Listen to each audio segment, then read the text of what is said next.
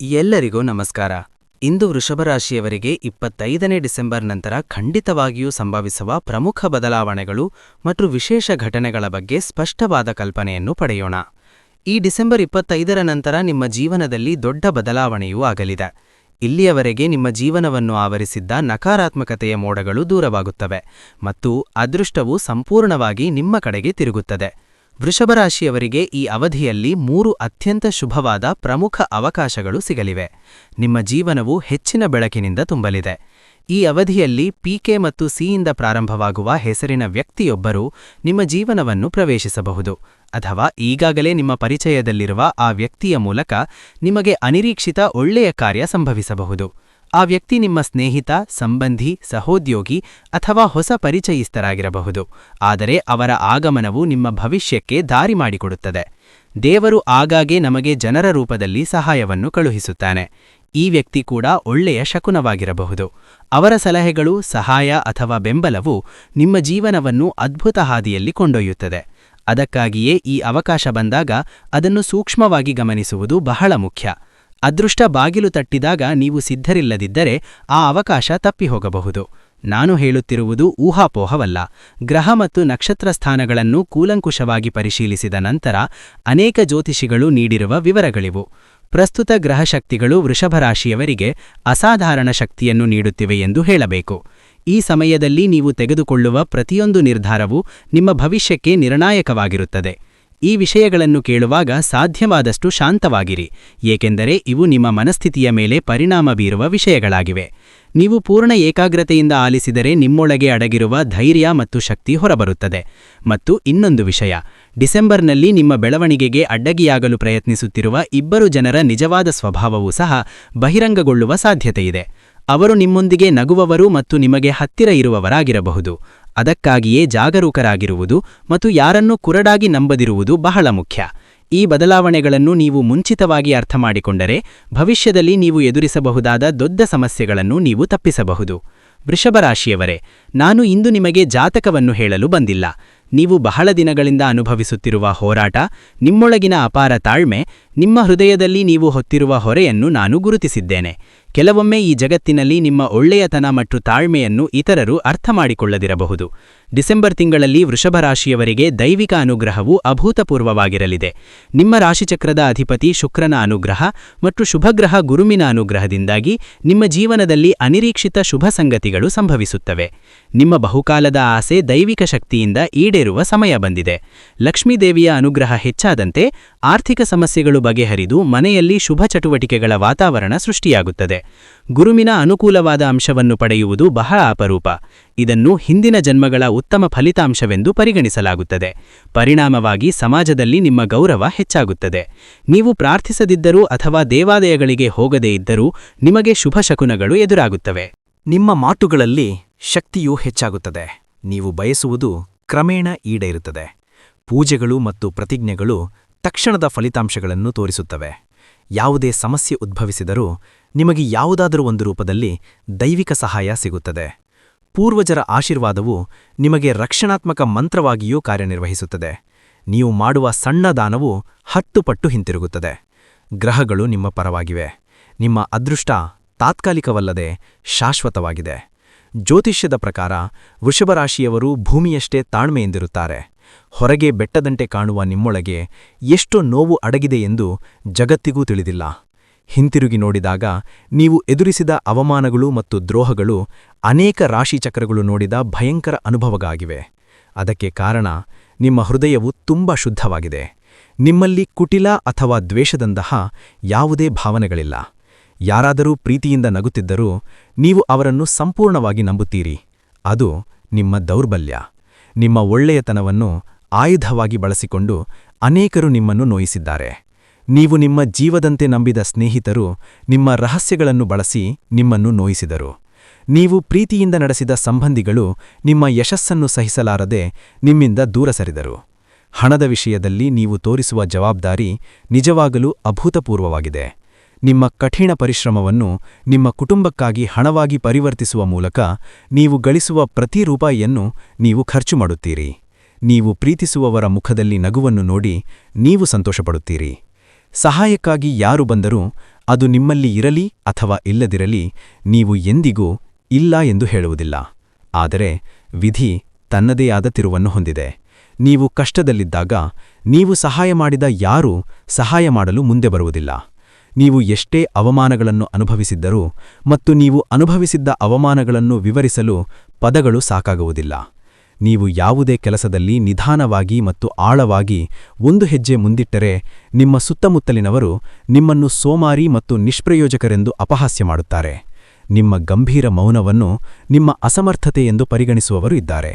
ಎಲ್ಲರಿಗೂ ನೀವು ತುಂಬಾ ಶಾಂತ ವ್ಯಕ್ತಿಯಂತೆ ಕಾಣುತ್ತೀರಿ, ಆದರೆ ಅವರು ಗಮನಿಸದ ಆಳವಾದ ಸತ್ಯವಿದೆ. ನಿಮ್ಮೊಳಗೆ ಒಂದು ಸುಪ್ತ ಜ್ವಾಲಾಮುಖಿ ಅಡಗಿದೆ. ನಿಮ್ಮೆಲ್ಲ ತಾಳ್ಮೆ ಛಿದ್ರವಾಗಿ ಆ ಜ್ವಾಲಾಮುಖಿ ಸ್ಫೋಟಿಸಿದ ನಂತರ ಅವರು ನಿರ್ಮಿಸಿದ್ದ ಅಹಂಕಾರದ ಗೋಡೆಗಳು ಮತ್ತು ಅವರು ಹೆಣಿದ ಪಿತೂರಿಗಳು ಕ್ಷಣಾರ್ಧದಲ್ಲಿ ಕುಸಿಯುತ್ತವೆ. ಅದು ಸಂಭವಿಸಿದರೂ ಮುಂದೆ ಬಳಲುವವರು ನೀವೇ. ಅವರನ್ನು ನೋಯಿಸಿದೆ ಎಂದು ನಿಮ್ಮ ಒಳ್ಳೆಯತನ ಮನಸ್ಸನ್ನು ದುಃಖವನ್ನು ಮತ್ತೆ ಆವರಿಸುತ್ತದೆ. ನಿಮ್ಮ ಬೆಳವಣಿಗೆಯನ್ನು ನೋಡಿ ಕೆಲವು ಶತ್ರುಗಳು ನಿಮ್ಮ ವಿರುದ್ಧ ಸಂಚು ಹೂಡುತ್ತಾರೆ. ಅವರು ನಿಮ್ಮ ಕಷ್ಟಪಟ್ಟು ಸಂಪಾದಿಸಿದ ಖ್ಯಾತಿಗೆ ಹಾನಿ ಮಾಡಲು ಪ್ರಯತ್ನಿಸುತ್ತಾರೆ. ನೀವು ಪ್ರತಿ ಮೆಟ್ಟಿಲು ಹತ್ತುತ್ತಿದ್ದಂತೆ ಅವರು ನಿಮ್ಮನ್ನು ಹೇಗಾದರೂ ಕೆಳಗೆ ಎಳೆಯಲು ಪ್ರಯತ್ನಿಸುತ್ತಾರೆ. ವೃಷಭರಾಶಿಯವರ ಜೀವನವು ಬಾಲ್ಯದಿಂದಲೇ ಅನೇಕ ಸವಾಲುಗಳಿಂದ ತುಂಬಿರುತ್ತದೆ. ಆದರೆ ಆ ಕಷ್ಟಗಳ ವರ್ಗದಿಂದಲೇ ನಿಮ್ಮ ಅನನ್ಯತೆ, ನಿಮ್ಮ ಶಕ್ತಿ ಮತ್ತು ನಿಮ್ಮ ವ್ಯಕ್ತಿತ್ವವು ವಜ್ರದಂತೆ ಹೊರಹೊಮ್ಮುತ್ತದೆ. ನೀವು ಎಂದಿಗೂ ಬಿಟ್ಟುಕೊಡುವುದಿಲ್ಲ.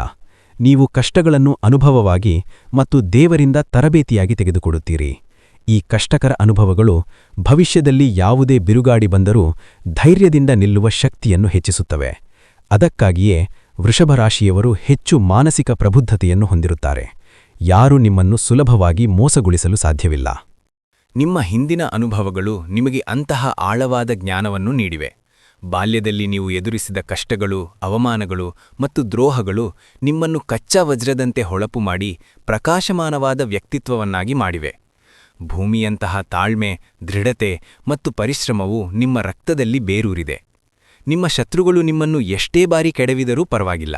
ನೀವು ಇನ್ನೂ ಹೆಚ್ಚಿನ ಶಕ್ತಿಯಿಂದ, ಬೂದಿಯಿಂದ ಮೇಲೇರುವ ವ್ಯಕ್ತಿ. ಪ್ರತಿ ಹೊಡೆತವೂ ನಿಮಗೆ ಹೆಚ್ಚಿನ ಶಕ್ತಿಯನ್ನು ನೀಡುತ್ತದೆ. ಪ್ರತಿ ಅವಮಾನವೂ ನಿಮ್ಮ ಪರಿಶ್ರಮವನ್ನು 100 ಪಟ್ಟು ಹೆಚ್ಚಿಸುತ್ತದೆ. ಪ್ರತಿ ದ್ರೋಹವೂ ನಿಮಗೆ ಜೀವನದಲ್ಲಿ ಹೊಸ ಪಾಠವನ್ನು ಕಲಿಸುತ್ತದೆ. ಅದಕ್ಕಾಗಿಯೇ ನೀವು ಕೆಲವೊಮ್ಮೆ ಬೀಳಬಹುದು, ಆದರೆ ನೀವು ಮತ್ತೆ ಎದ್ದೇಳುವುದನ್ನು ಎಂದಿಗೂ ನಿಲ್ಲಿಸುವುದಿಲ್ಲ. ನೀವು ಎಷ್ಟು ಬಾರಿ ಯೋಚಿಸಿದ್ದೀರಿ, ನನ್ನ ಜೀವನದ ಅರ್ಥವೇನು, ನಾನು ಏಕೆ ಇಷ್ಟೊಂದು ಬಳಲುತ್ತಿದ್ದೇನೆ? ಆದರೆ ಸತ್ಯವೆಂದರೆ ನಿಮ್ಮ ನಿಜ ಜೀವನದ ಕಥೆಯೇ ಅಲ್ಲಿಂದ ಪ್ರಾರಂಭವಾಗುತ್ತದೆ. ಜಗತ್ತು ನಿಮ್ಮನ್ನು ಸಾಮಾನ್ಯರಂತೆ ನೋಡಬಹುದು, ಆದರೆ ನಿಮ್ಮ ಆಂತರಿಕತೆಗೆ ತಿಳಿದಿದೆ, ನೀವು ಸಾಮಾನ್ಯರಲ್ಲ. ಜೀವನದ ಯುದ್ಧಭೂಮಿಯಲ್ಲಿ ನಿಂತು ಹೋರಾಡುವ ವೀರ. ಜೀವನವು ನಿಮಗೆ ಅವಕಾಶಗಳನ್ನು ನೀಡುತ್ತಲೇ ಇರುತ್ತದೆ, ಆದರೆ ನೀವು ಅವುಗಳನ್ನು ಸ್ವೀಕರಿಸುವ ಬಗ್ಗೆ ಜಾಗರೂಕರಾಗಿರುತ್ತೀರಿ. ಬರುವ ಅವಕಾಶ ಒಳ್ಳೆಯದೋ ಅಲ್ಲವೋ ಎಂದು ನೀವು ಎಷ್ಟೋ ಬಾರಿ ಯೋಚಿಸಿದ್ದೀರಿ. ಈ ಮಧ್ಯೆ ಆ ಅವಕಾಶಗಳು ಇತರರ ಕೈಗೆ ಜಾರಿಕೊಳ್ಳುತ್ತವೆ. ಆಗ ನೋವು ನಿಮ್ಮನ್ನು ಕಾಡುತ್ತದೆ. ಅದಕ್ಕಾಗಿಯೇ ಕೆಲವೊಮ್ಮೆ ನೀವು ಇತರರಿಗಿಂತ ಹಿಂದುಳಿದಿದ್ದೀರಿ ಎಂದು ನಿಮಗೆ ಅನ್ನಿಸಬಹುದು. ಆದರೆ ಒಮ್ಮೆ ನೀವು ನಿರ್ಧಾರ ತೆಗೆದುಕೊಂಡ ನಂತರ, ಒಮ್ಮೆ ನೀವು ಒಂದು ಹಾದಿಯಲ್ಲಿ ನಿರ್ಧರಿಸಿದ ನಂತರ, ಈ ಜಗತ್ತಿನಲ್ಲಿ ಯಾರೂ ನಿಮ್ಮನ್ನು ತಡೆಯಲು ಸಾಧ್ಯವಿಲ್ಲ. ಪುಟ್ಟ ಆಮೆಯ ಕಥೆಯಂತೆ ಮಾತುಗಳಲ್ಲ, ಆದರೆ ನಿಮ್ಮ ಪರಿಶ್ರಮ ನಿಮ್ಮ ನಿಜವಾದ ಶಕ್ತಿ. ಇತರರು 10 ನಿಮಿಷದಲ್ಲಿ ಸೋತರೆ 10 ವರ್ಷಗಳ ಕಠಿಣ ಪರಿಶ್ರಮದ ನಂತರ ನೀವು ಗೆಲ್ಲುತ್ತೀರಿ. ಅದಕ್ಕಾಗಿಯೇ ನಿಮ್ಮ ಗೆಲುವುಗಳು ತಾತ್ಕಾಲಿಕವಲ್ಲ, ಶಾಶ್ವತ. ಅವು ಇತಿಹಾಸದಲ್ಲಿ ಉಳಿಯುತ್ತವೆ. ನೀವು ನಿರ್ಮಿಸುವುದು ಮರಳುಗೋಪುರವಲ್ಲ, ಗಟ್ಟಿಮುಟ್ಟಾದ ಅಡಿಪಾಯಗಳ ಮೇಲೆ ಕೋಟೆಗಳು. ಅದಕ್ಕಾಗಿಯೇ ಅವು ತಲೆಮಾರುಗಳವರೆಗೂ ನಿಲ್ಲುತ್ತವೆ. ನಿಮ್ಮ ಅಡಿಪಾಯ ಪ್ರಾಮಾಣಿಕತೆ, ಕಠಿಣ ಪರಿಶ್ರಮ, ನಂಬಿಕೆ. ಒಮ್ಮೆ ನಿಮ್ಮನ್ನು ಕೀಳಾಗಿ ನೋಡಿದ್ದವರು ನಾಳೆ ನಿಮ್ಮ ನೆರಳಿನಲ್ಲಿ ವಿಶ್ರಾಂತಿ ಪಡೆಯುತ್ತಾರ. ನಾಳೆ ಸಲಹೆಗಾಗಿ ನಿಮ್ಮೊಂದಿಗೆ ನಿಲ್ಲುತ್ತದೆ. ಆದರೆ ಈ ಶುಭ ಸಮಯದಲ್ಲಿ ನೀವು ಕೆಲವು ವಿಷಯಗಳನ್ನು ಬದಲಾಯಿಸಬೇಕು. ಎಲ್ಲರನ್ನೂ ಕುರುಡಾಗಿ ನಂಬುವುದನ್ನು ನಿಲ್ಲಿಸಿ. ಹಂಸವು ನೀರಿನಿಂದ ಹಾಲನ್ನು ಬೇರ್ಪಡಿಸುವಂತೆ ನಿಜವಾಗಿಯೂ ಯಾರು ಒಳ್ಳೆಯವರು ಮತ್ತು ಯಾರು ನಟಿಸುತ್ತಿದ್ದಾರೆ ಎಂಬುದನ್ನು ಗುರುತಿಸುವ ಸಾಮರ್ಥ್ಯವನ್ನು ಬೆಳೆಸಿಕೊಳ್ಳಿ. ನಿಮ್ಮ ದುಃಖ ಮತ್ತು ಕೋಪವನ್ನು ಒಳಗೆ ಮರೆಚಿ ಅಸಮಾಧಾನಗೊಳ್ಳಬೇಡಿ. ನೀವು ನಂಬುವ ಯಾರಾದರೂ ಇರಬೇಕು. ನಿಮ್ಮ ಹೃದಯವನ್ನು ಆ ವ್ಯಕ್ತಿಯೊಂದಿಗೆ ಹಂಚಿಕೊಳ್ಳಬೇಕು. ಅದು ನಿಮ್ಮ ಮನಸ್ಸನ್ನು ಹಗುರ ಮಾಡುತ್ತದೆ. ಜ್ಯೋತಿಷ್ಯಶಾಸ್ತ್ರದ ಪ್ರಕಾರ ನಿಮ್ಮ ಹೆಸರಿನಲ್ಲಿರುವ ಕೆಲವು ನಿರ್ದಿಷ್ಟ ನಕ್ಷತ್ರಗಳು ಅಥವಾ ಅಕ್ಷರಗಳು ನಿಮ್ಮೊಂದಿಗೆ ಹೆಚ್ಚು ಒಪ್ಪುವುದಿಲ್ಲ. ವಿಶೇಷವಾಗಿ ಡಿ, ಬಿ ಮತ್ತು ಎಚ್ ನಂತಹ ಅಕ್ಷರಗಳಿಂದ ಪ್ರಾರಂಭವಾಗುವ ಜನರೊಂದಿಗೆ. ನೀವು ಸಣ್ಣ ವಿಷಯಗಳಿಗೆ ಘರ್ಷಣೆಗಳನ್ನು ಹೊಂದುವ ಸಾಧ್ಯತೆ ಹೆಚ್ಚು.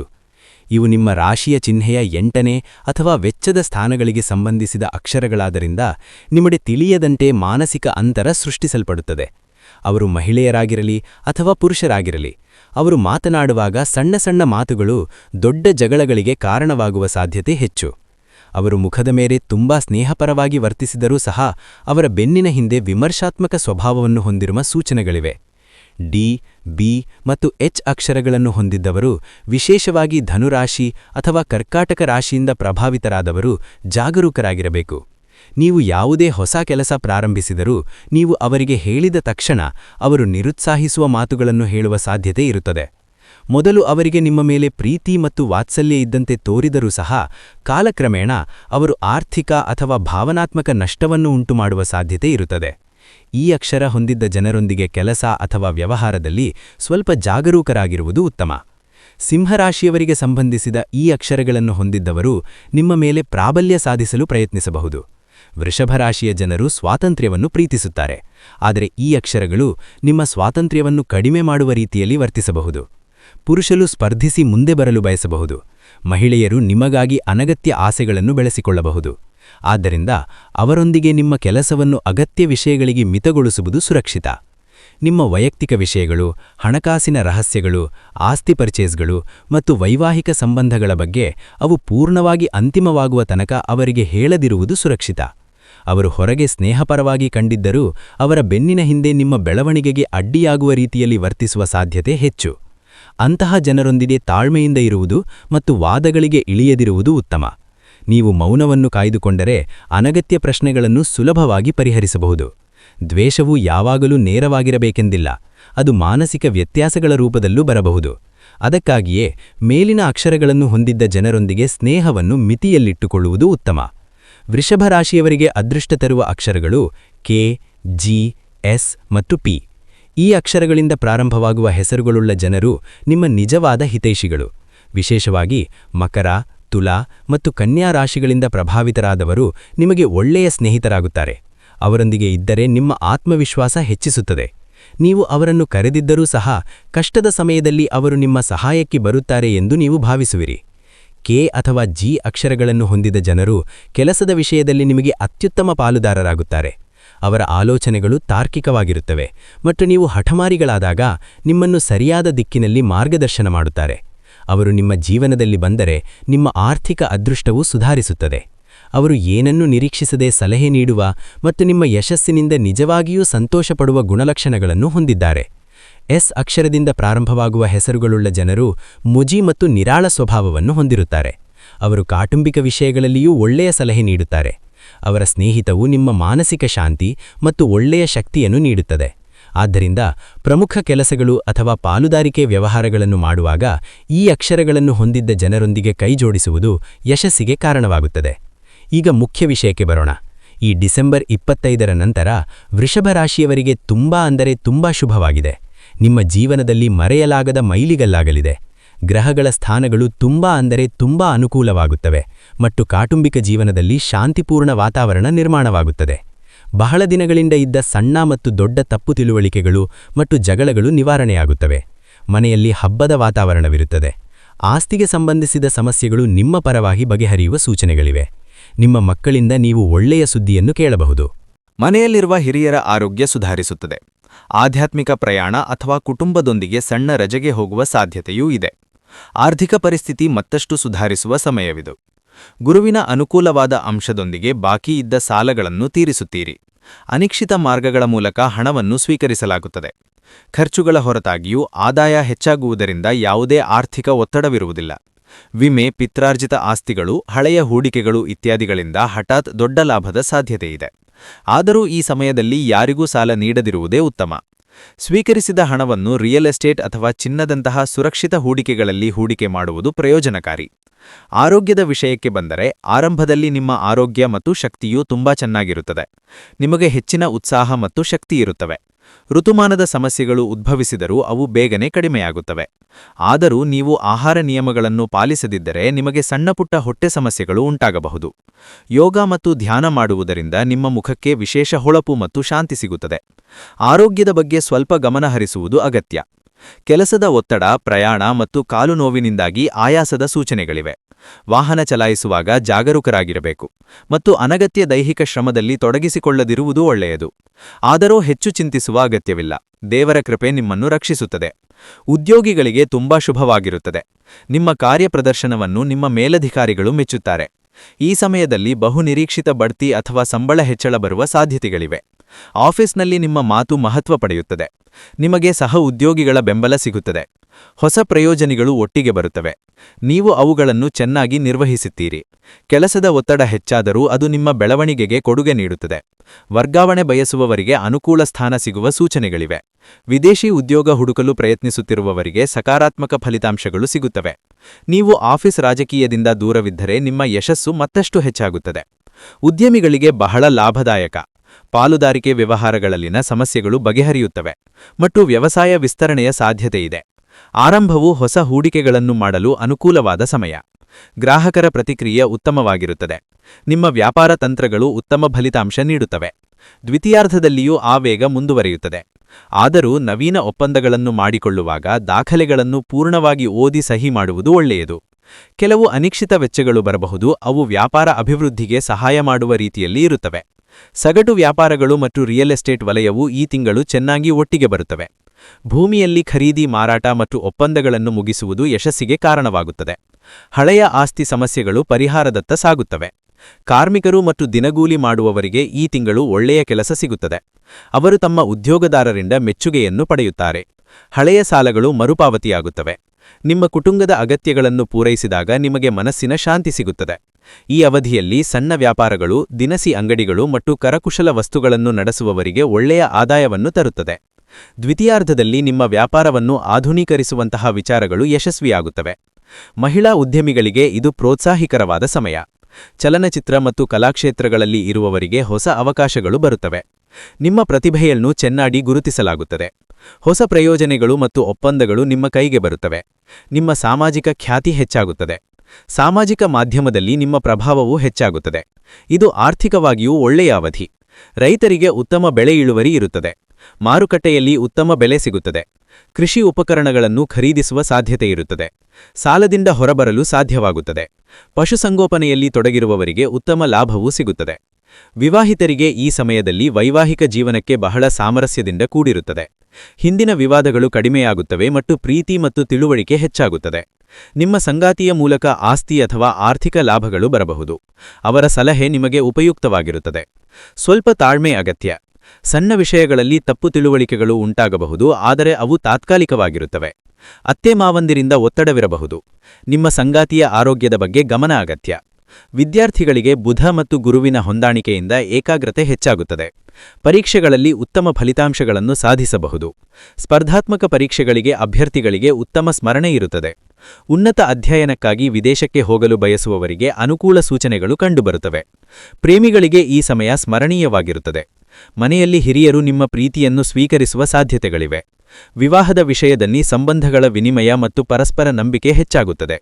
ವಿವಾಹ ವಿಷಯಗಳು ಮುಂದುವರಿಯುತ್ತವೆ. ಒಟ್ಟಾರೆಯಾಗಿ ಈ ಸಮಯ ವೃಷಭರಾಶಿಯವರಿಗೆ ಎಲ್ಲಾ ರೀತಿಯಲ್ಲೂ ಶುಭಕರವಾಗಿದೆ.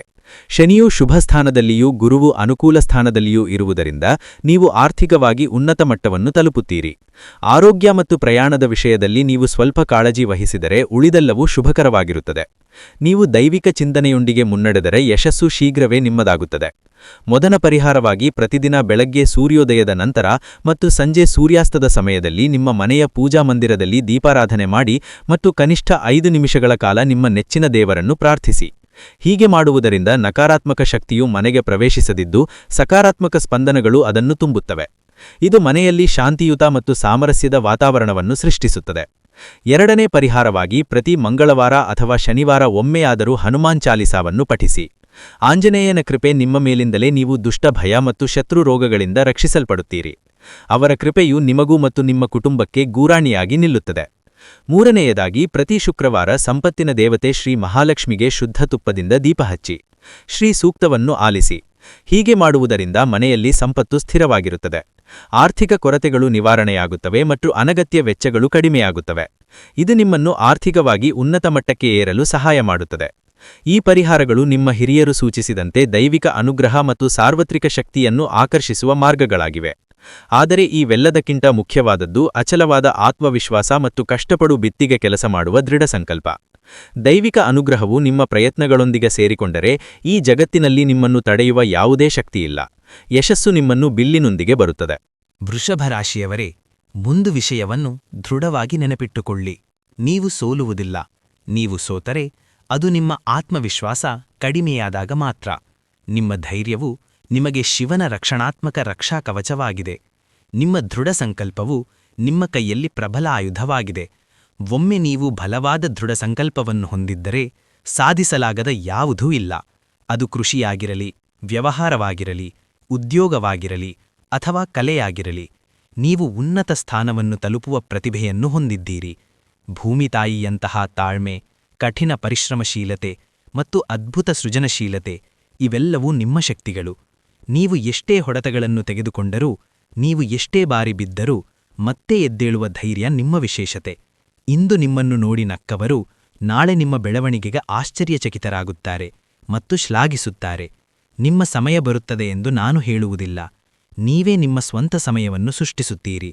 ನಿಮ್ಮನ್ನು ಕೆಳಗೆ ಇಳಿಸಲು ಪ್ರಯತ್ನಿಸಿದ ಎಲ್ಲರನ್ನೂ ಮೀರಿ ನೀವೇ ನಿಮ್ಮ ಸಿಂಹಾಸನವನ್ನು ಏರುತ್ತೀರಿ.